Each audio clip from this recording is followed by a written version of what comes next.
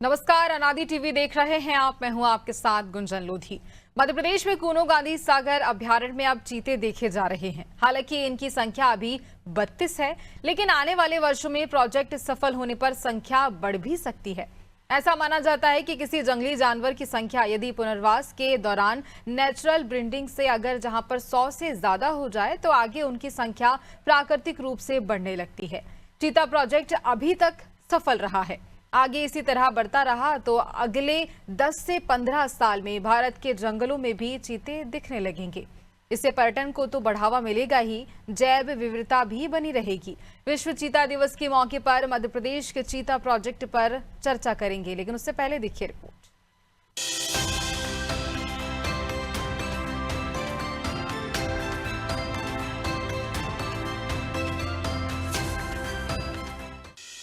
अंतर्राष्ट्रीय चीता दिवस पर मध्य प्रदेश के खुश होने के बहुत सारे कारण हैं। मध्य प्रदेश देश का एकमात्र प्रदेश है जहां पर चीता प्रोजेक्ट सफल हो चुका है। मध्य प्रदेश की भूमि पर अभी तक 31 चीता शावकों ने जन्म लिया है और उनमें से 5 शावक ऐसे हैं जिनके माता पिता भी मध्य प्रदेश की भूमि पर ही जन्मे हैं। मध्य प्रदेश के कूनो नेशनल पार्क में सबसे पहले चीता प्रोजेक्ट शुरू किया और उसके बाद गांधी सागर अभ्यारण्य में भी चीता प्रोजेक्ट शुरू हो चुका है। आने वाले दिनों में और चीते बोत्सवाना सहित कई देशों से मध्य प्रदेश की धरती पर पहुंचने वाले हैं। बल्कि भारत की राष्ट्रपति की बोत्सवाना यात्रा के दौरान बोत्सवाना की सरकार ने राष्ट्रपति को 8 चीते भेंट किए हैं, वह भी मध्य प्रदेश की धरती पर ही आएंगे। ऐसी संभावना है। कुल मिलाकर मध्य प्रदेश की धरती पर भारत से कई वर्ष पहले विलुप्त हो चुका चीता अब फिर से विचरण करने लगा है। बहुत से चीते खुले जंगल में घूम रहे हैं और ग्रामीणों से लेकर पर्यटकों को इनके दीदार भी हो रहे हैं। भारत में चीतों की संख्या 32 हो चुकी है। कूनो में 29 और गांधी सागर अभ्यारण्य में 3 चीते पाए जा रहे हैं। भारत में जन्मी मादा चीता मुखी ने भारत में जन्मी दूसरी पीढ़ी के 5 चीतों को जन्म दिया है, जिससे चीता पुनर्वास में एक बड़ी उपलब्धि हासिल हुई है। भारतीय मूल के चीतों के जन्म के साथ भारत में चीतों की संख्या में वृद्धि हो रही है और भारतीय चीते जनसंख्या वृद्धि के मुख्य आधार बनते जा रहे हैं। इस परियोजना को इनोवेटिव इनिशिएटिव अवार्ड से भी सम्मानित किया गया है। आपको बता दें कि प्रधानमंत्री नरेंद्र मोदी की पहल पर 3 वर्ष पहले मध्य प्रदेश को चीता परियोजना की सौगात मिली थी। प्रधानमंत्री मोदी ने 17 सितंबर 2022 को अपने जन्म दिवस पर कूनो पालपुर में चीते छोड़कर इस प्रोजेक्ट की शुरुआत की थी। उस वक्त नामीबिया से 8 चीतों को कूनो राष्ट्रीय उद्यान लाया गया था। उस वक्त चीता प्रोजेक्ट की सफलता को लेकर चिंता जताई गई थी, लेकिन अब यह प्रोजेक्ट सफल हो चुका है।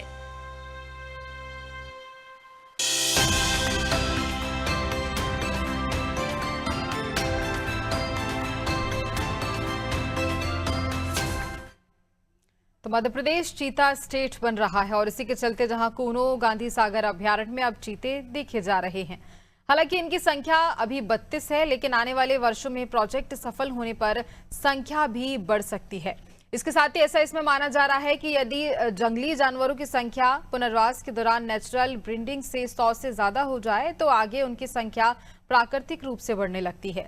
चीता प्रोजेक्ट अभी तक सफल रहा है और आगे इसी तरह भी बढ़ता रहेगा। अगले 10 से 15 साल में भारत के जंगलों में भी चीते दिखने लगेंगे अगर इसी तरह से चीता प्रोजेक्ट पर आगे काम होने लगा तो। और देखिए, इसके साथ ही अगर बात की जाए तो जहां कूनो और गांधी सागर अभ्यारण्य में अब चीते नजर आने लगे हैं, जिनकी संख्या 32 है। 100 पार कर जाए तो नेचुरल ब्रीडिंग से भी ये तेजी से आगे बढ़ने लग जाएंगे। देखिए, चीतों की संख्या और ज्यादा भी बढ़ने लगेगी। चीता प्रोजेक्ट अब तक जितनी बार भी हुए हैं अब तक सफल रहे हैं और इसी रफ्तार से अगर ये आगे बढ़ते हैं तो 10 से 15 साल में ही भारत के जंगलों में स्वाभाविक रूप से चीते दिखने लगेंगे। पर्यटन को इससे बढ़ावा भी मिलेगा, जैव विविधता को मजबूती मिलेगी। विश्व चीता दिवस पर मध्य प्रदेश के चीता प्रोजेक्ट पर इस तरह से अगर देखा जाए तो एक खास सरकार की ओर से किया जा रहा है और लगातार संख्या बढ़ाए जाने को लेकर के एक के बाद एक नए प्रोजेक्ट सरकार की ओर से लाए जाते हैं ताकि मध्य प्रदेश चीता प्रोजेक्ट में सफल अब तक होता आया है। बात करें तो चीतों की संख्या अब तक 32 है, लेकिन आने वाले समय में ये संख्या और भी बढ़ सकती है। तो देखिए, कूनो और गांधी सागर अभ्यारण्य में अब तक चीते नजर आ रहे हैं, लेकिन जिस तरह से सरकार की ओर से जो बढ़ावा दिया जा रहा है, जो कई सारे ऐसे प्रोजेक्ट चल रहे हैं, अगर ये प्रोजेक्ट ऐसे ही चलते रहे, ऐसे ही आगे बढ़ते रहे, तो मध्य प्रदेश के जंगलों में चीते दिखाई देने लगेंगे। और देखिए, इससे चीता प्रोजेक्ट जो भी अब तक किए गए हैं वो सफल रहे हैं। आने वाले इसी तरह से चीते प्रोजेक्ट अगर सफल होते रहे तो आने वाले 10 से 15 सालों के भीतर मध्य प्रदेश के जंगलों में चीता दिखाई देने लग जाएंगे। और देखिए, इससे पर्यटन को तो बढ़ावा मिलेगा ही। अगर बात करें तो जहां जैव विविधता को भी इससे काफी मजबूती मिलेगी, और इसी के चलते लगातार मध्य प्रदेश सरकार अग्रसर है। चीता प्रोजेक्ट बड़े स्तर पर चलाए जाते हैं और अब तक भी जो प्रोजेक्ट चलाए गए वो सभी सफल भी रहे। 17 सितंबर 2022 को जहां ये चीता प्रोजेक्ट की शुरुआत की गई थी, कूनो के बाद चीते गांधी सागर पहुंचे थे। और देखिए, जहां भारत भूमि पर जन्मी मादा चीता, इस बीच विश्व चीता दिवस पर आनंदित मध्य प्रदेश भी हो रहा है। और हमारे साथ खास चर्चा के लिए पर्यावरणविद जुड़ चुके हैं। अशोक मेहता, आपका बहुत स्वागत करना चाहूंगी अशोक जी। और देखिए, जिस तरह से बात की जा रही है विश्व चीता दिवस को लेकर, तो लगातार मध्य प्रदेश आगे बढ़ रहा है इस प्रोजेक्ट पर। और आने वाले समय में आपको क्या लगता है, कितना सफल ये प्रोजेक्ट रहेगा, कितना इससे फायदा मध्य प्रदेश को मिलेगा? बहुत बहुत धन्यवाद। और सबसे खुशी की बात तो ये है कि आपने इस ओर ध्यान खींचा कि ये मध्य प्रदेश के लिए वाकई में बहुत हर्ष की बात है, और इसके लिए मोदी जी को सबसे पहले बधाई देना चाहेंगे। और मध्य प्रदेश सरकार से भी ये है कि मध्य प्रदेश सरकार इस प्रोजेक्ट के लिए जितना प्रयास कर रही है उसको और आगे बढ़ाए। और ये बेहद खुशी की बात है कि हमारे यहाँ चीतों की संख्या दिन पे दिन बढ़ रही है।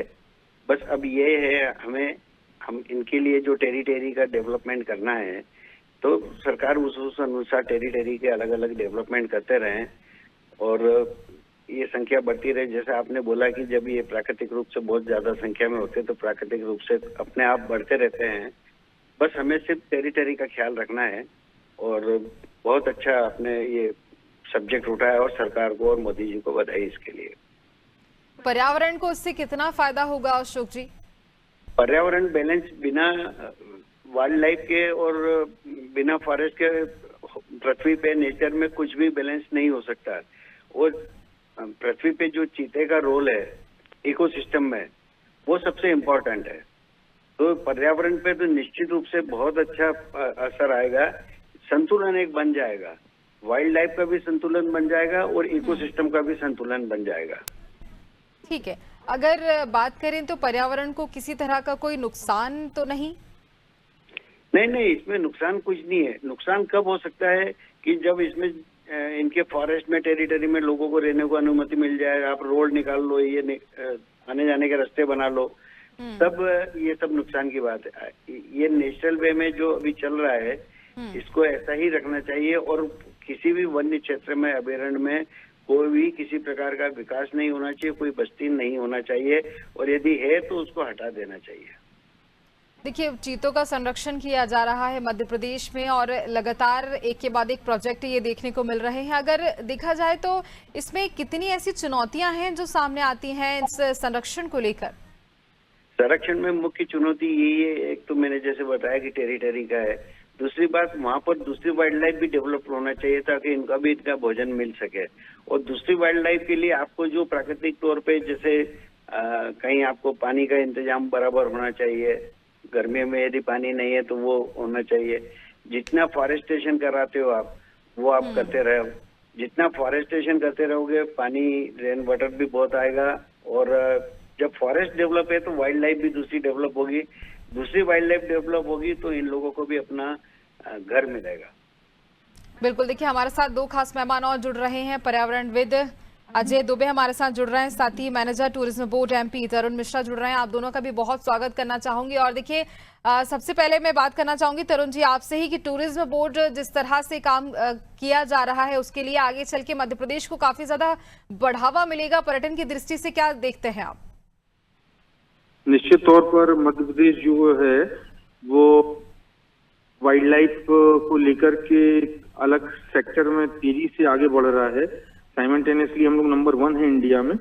और टाइगर प्रोजेक्ट्स के बाद अब जो है मध्य प्रदेश जो है वो चीता स्टेट और तेंदुआ लेपर्ड स्टेट दोनों के नाम से भी जाना जाएगा बहुत जल्द। कूनों में जो मुखी के बच्चों का सर्वाइवल है और जिस तरह से इनकी संख्या लगातार बढ़ रही है, चीतों की जो नामीबिया से आए और अब पूरी तरह से भारत के हो चुके हैं, इस परिवेश में ढल गए हैं, लगातार संख्या बढ़ रही है। बीच में कुछ मोर्टेलिटी जरूर हुई, उनको लेकर के कुछ आलोचनाएं भी हुई कि ये प्रोजेक्ट सफल नहीं हो पा रहा है या इस तरह से नहीं है। लेकिन टूरिज्म बोर्ड या सरकार कोई भी इस तरह का कोई जब कार्य करती है तो उसमें बड़ी दूरदर्शिता के साथ वो कार्य किए जाते हैं। चीता प्रोजेक्ट में जो चंबल कूनो का क्षेत्र है उसका एक अलग जलवायु है और गांधी सागर में जो अब इनकी संख्या यहाँ पर जो बढ़ाई जा रही है वहां की एक अलग जलवायु। आपको बताना चाहूंगा कि जी एक अलग बिल्कुल अलग पृथक जोन जो है, जो टाइगर के सर्वाइवल के लिए एकदम अच्छा रीजन माना जाता है, जबलपुर के सराउंडिंग, बांधवगढ़ नेशनल पार्क हो, पन्ना टाइगर रिजर्व हो, पेंच हो, कान्हा नेशनल पार्क हो, ये सभी जो हैं ये टाइगर रिजर्व हैं और अच्छी खासी तादाद है टाइगर की यहाँ पर। जब टाइगर, चीता और तेंदुआ ये सभी जो है कैट स्पीसीज में ही आते हैं। अगर टाइगर्स ने यहाँ लंबे समय तक सर्वाइवल किया और we are now number 1 state tiger state संख्या के हिसाब से अगर बात करें हम बाघों की, बिल्कुल तो तरुण जी, अगर जलवायु उनके अनुकूल है तो चीतों के और तेंदुओं के लिए भी अनुकूल है। कूनों में शुरुआत में कुछ अड़चने आई, मोर्टेलिटी हुई, लेकिन अब जो है संख्या लगातार बढ़ रही है। भारत की जलवायु, मध्य प्रदेश की जलवायु और अब जो है नई इनके लिए जो साइट तैयार हो रही है वो रानी दुर्गावती टाइगर रिजर्व है, जो नया टाइगर रिजर्व है प्रदेश का।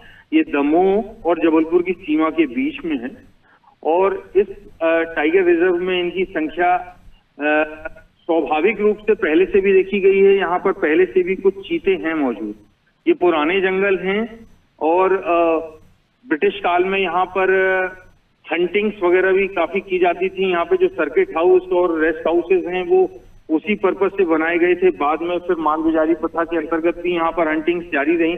उनमें बहुत सारे तेंदुए, चीते और बाघों के शिकार शामिल थे। इसका मतलब यहाँ पर लंबे समय से यहाँ पर इनकी आबादी यहाँ पर है। अब कूनों से भी यहाँ पर कुछ चीतों को यहाँ शिफ्टिंग का भी चल रहा है और रानी दुर्गावती टाइगर रिजर्व जो है वो एक नया घर बनने वाला है चीतों का प्रदेश में। बिल्कुल, और देखिए जिस तरह से बढ़ावा सरकार की ओर से भी मिल रहा है उससे भी कहीं ना कहीं जितने भी ये प्रोजेक्ट चलाए जा रहे हैं वो एक के बाद एक सफल होते हुए भी नजर आ रहे हैं। देखिए हमारे साथ अजय दुबे भी जुड़े हुए हैं, पर्यावरणविद हैं। अजय जी, इसके पहले भी मैं अशोक जी से यही सवाल कर रही थी कि पर्यावरण को किस तरह से फायदा होगा इस तरह से अगर ये जो प्रोजेक्ट चलाए जा रहे हैं, जो सफल प्रोजेक्ट होते हैं। और अगर बात की जाए तो चीता पुनर्वास में नेचुरल ब्रीडिंग की इसमें क्या कुछ भूमिका होती है अजय जी?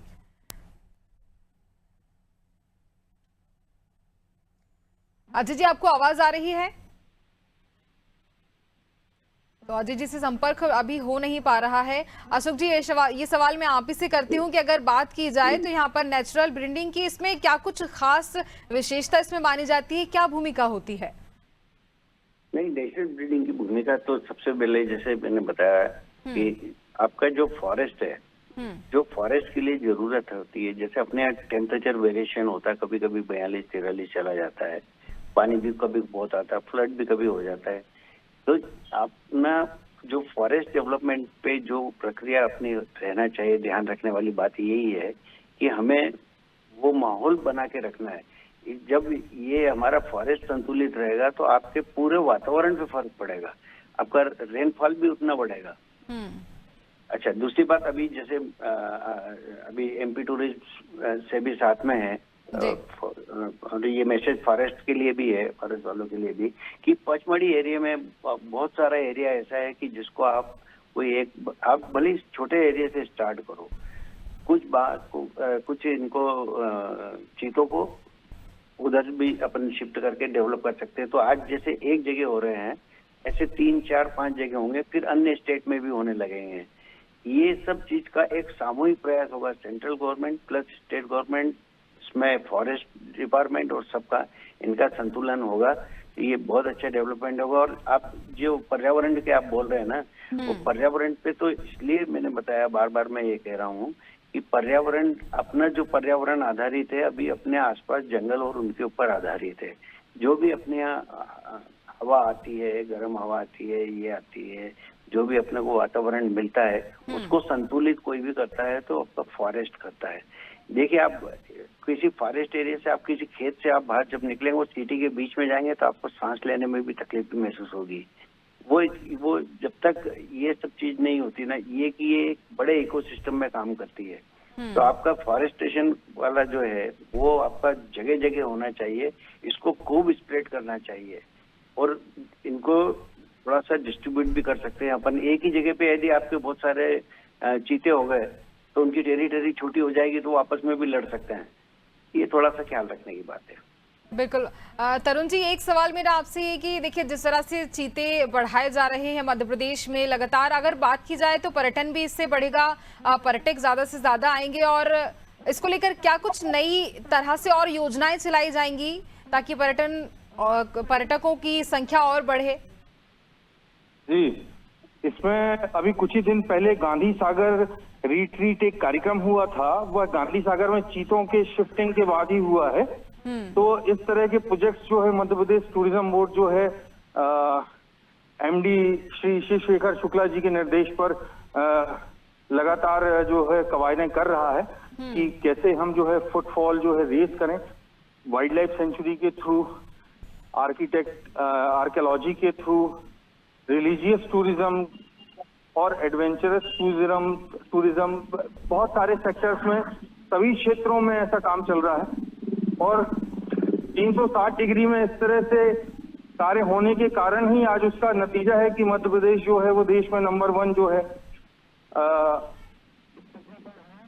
बिल्कुल बिल्कुल तरुण जी, देखिए हमारे साथ अजय दुबे भी जुड़े हुए हैं। अजय जी, जिस तरह से अब भारत में देखिए चीता की संख्या लगातार बढ़ती जा रही है, मध्य प्रदेश में लगातार संख्या बढ़ाई जा रही है, उसी को लेकर ये सवाल मेरा आपसे कि देखिए जिस तरह से पुनर्वास किया जा रहा है चीतों का मध्य प्रदेश में, तो ऐसी कौन कौन सी चुनौतियां हैं जो अब तक देखने को मिली हैं, और आने वाले समय में कुछ ऐसे पॉइंट जो परेशान कर सकते हैं, जो चुनौतियां सामने आ सकती हैं?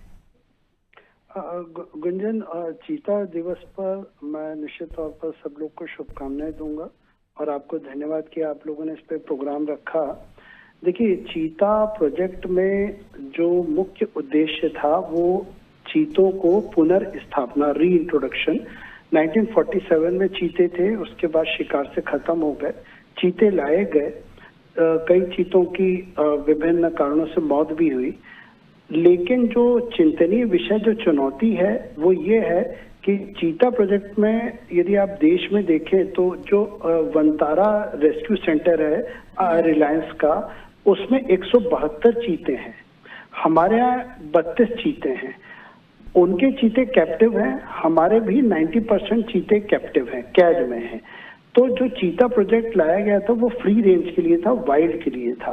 तो कोनों में उनको छोड़ा जाए, नेचुरल एम्बियंस उनको मिले, हैबिटेट में वो रहें, उनके लिए जो प्री बेस है वो बेहतर हो, घास के मैदान बेहतर हो जिससे शाकाहारी जीव उनको मिले।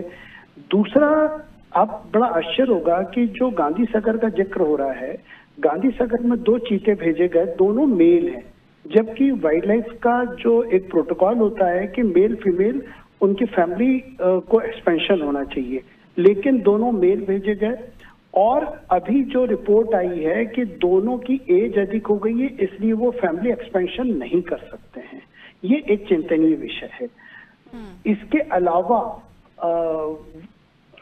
दूसरी जो इम्पोर्टेंट बात आती है कि नौरादेही में चीता प्रोजेक्ट को भेजना है, तो नौरादेही में ग्रामीणों का विस्थापन, जो टाइगर वीरांगना दुर्गावती जो है, बड़ी संख्या में अभी भी हजारों की संख्या में लोग रह रहे हैं।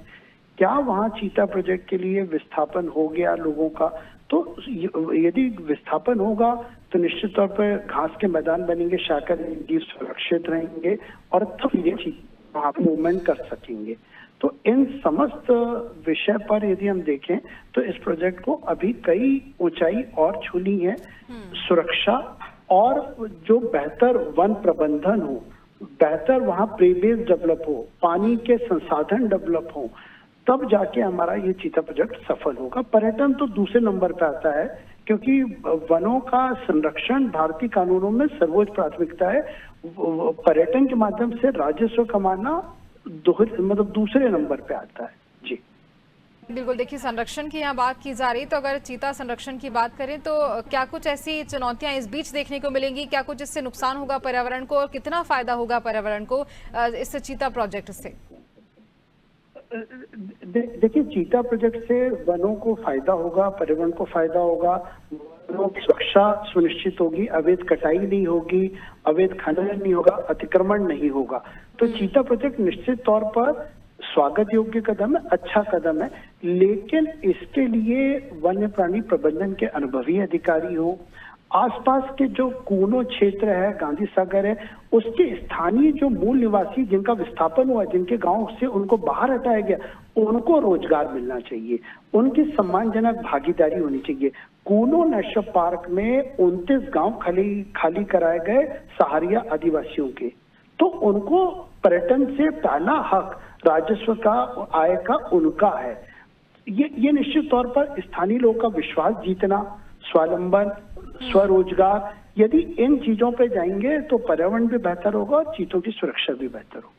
बिल्कुल, पर्यावरण को बेहतर बनाने के लिए एक के बाद एक प्रोजेक्ट इस तरह से चलाए जा रहे हैं। मध्य प्रदेश में लगातार बढ़ावा दिया जा रहा है वन्य जीवों के संरक्षण के लिए भी। तरुण जी, ये सवाल मेरा आपसे कि देखिए जिस तरह से ये जो प्रोजेक्ट एक के बाद एक सफल होते जा रहे हैं, इससे राजस्व को कितना ज्यादा बढ़ावा मिलेगा, कितना फायदा होगा? निश्चित तौर पर राजस्व प्रदेश सरकार का बढ़ेगा इन योजनाओं से। इस पे जो इनके सर्वाइवल के बाद जो है, अभी जैसा कि शुक्ला जी ने बताया कि उनको जो है ओपन एरिया में जो है विचरण के लिए छोड़ना पड़ेगा, तो पहले तो उनके बचाव का एक संकट था कि उनकी संख्या बढ़े और वो एक जगह कैप्टिव होने के कारण ही सुरक्षित रह पाए और सरवाइव कर पाए। तो अब जो है धीरे धीरे जो यहाँ गांधी सागर में भी भेजने का मतलब ही यही है कि वहाँ उनका सर्वाइवल कैसा है, वो सर्कमस्टेंसेस में कैसे रहते हैं। अगर वो बुजुर्ग हो गए हैं या नियर टू डेथ हैं तो वो एक प्रयोग भी हो सकता है।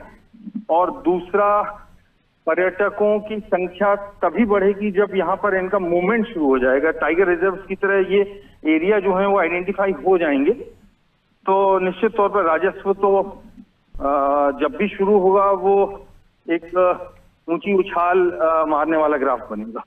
बिल्कुल, और देखिए काफी फायदा होगा, राजस्व को बढ़ावा मिलेगा और कहीं ना कहीं मध्य प्रदेश में अगर पर्यटन का देखा जाए तो काफी इस तरफ भी और तेजी देखने को मिलेगी। खैर, तमाम चर्चा के लिए आप तीनों का बहुत धन्यवाद करना चाहूंगी, अजय जी, तरुण जी और अशोक जी का। तो देखिए, चीता स्टेट मध्य प्रदेश बन रहा है, बन चुका है और इसी को लेकर आने वाले समय में और भी इसे बढ़ावा दिया जा रहा है। जहां संख्या अभी 32 है और वही संख्या बढ़कर काफी ज्यादा हो जाएगी अगर इसी तरह से एक के बाद एक प्रोजेक्ट सफल रहते हैं तो। खैर, इसी के साथ मुझे दीजिए इजाजत। बने रहिए आदि टीवी पर। नमस्कार।